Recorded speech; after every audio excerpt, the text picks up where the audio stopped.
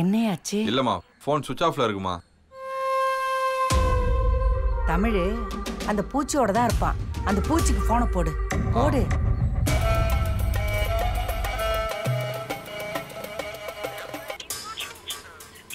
Not ரீச்சபிள்னு வருது.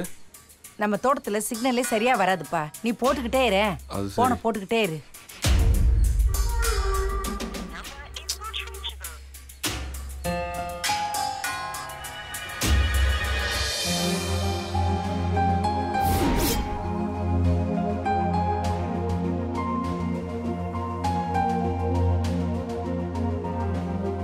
சக்தி, சக்தி.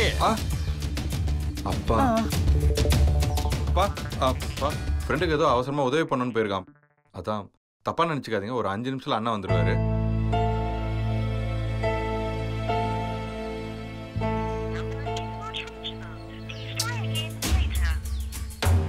பூச்சி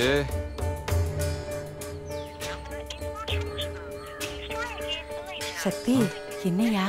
இல்லம்மா, அவனுங்க 2 பேருக்கும் மாத்தி மாத்தி போன் அடிச்சுட்டே இருக்க. நாட் ரீச்சபிள்னே வருது. அநேகமா அவனுங்க தோட்டத்துல தான் இருப்பாங்கன்னு நினைக்கிறேன். நான் அங்க போய் பாக்குறேன். ஐயா, இரியா. வீட்டுல இருக்க எல்லாரும் தமிழை தேடிட்டு போனீங்கன்னா பொண்ணு வீட்டுக்காரங்க என்ன நினைப்பாங்க? ஐயா வேற வீட்டுல இருக்காப்ல. நீ எப்படியாவது அவங்களோட பேசி சமாளிச்சுக்கிட்டு. என்னம்மா? நான் போய் தமிழ் இங்க கூட்டிட்டு வரேன். நீ உள்ள போப்பா, போய் பேசிட்டியா? இந்த பையன் இப்படி பண்றானே.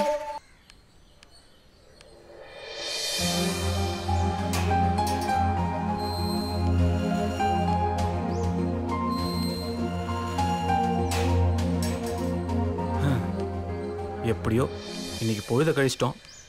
இந்நேரத்துக்கு பொண்ணு வீட்டுக்காரங்களாம் வந்துட்டு போயிருப்பாங்கன்னு நினைக்கிறேன். வீட்டில் அப்பாவும் தயாரமும் நம்ம மேலே கோவத்தில் இருப்பாங்க. வீட்டுக்குள்ளே காலை வச்ச உடனே நம்மளை திட்டி தீத்துருவாங்க. கையை கட்டி தலை குனிஞ்சு கொஞ்ச நேரம் தாண்டிட்டோன்னா எல்லாம் நார்மல் ஆகிடும்.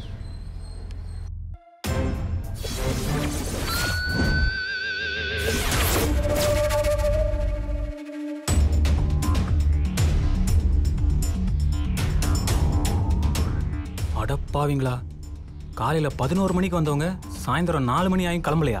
இப்போ என்ன செய்யறது?